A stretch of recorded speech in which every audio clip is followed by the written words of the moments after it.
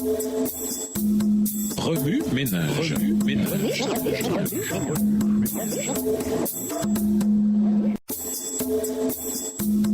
Remue ménage.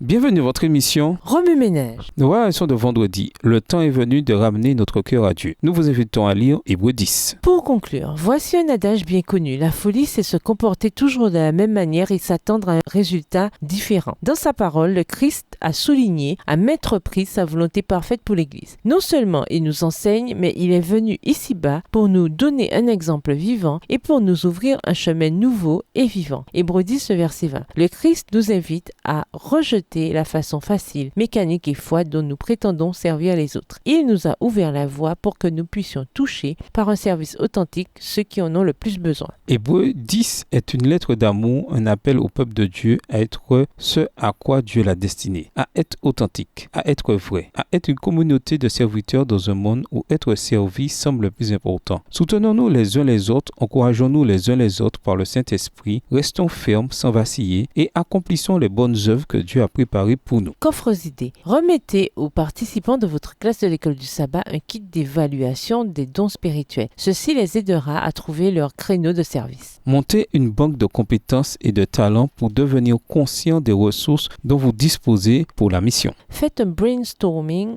sur un programme d'évangélisation qui utilise les talents de chaque personne dans la classe. Faites du mot service un acronyme. Faites un sketch qui illustre les différences entre le service dans l'Église et un autre type de service, celui de l'œuvre missionnaire. Procédez à une évaluation des besoins de votre communauté afin de mieux connaître le territoire dont vous êtes responsable. Pour aller plus loin, nous vous invitons à lire 1 Corinthiens 12. Et dans le livre Conquérant Pacifique, chapitre 1, le dessein de Dieu à l'égard de son Église, livre écrit par Ellen G. White. Au revoir. Et à demain si Dieu veut.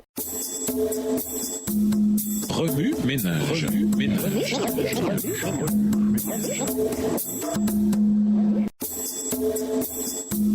Remue ménage.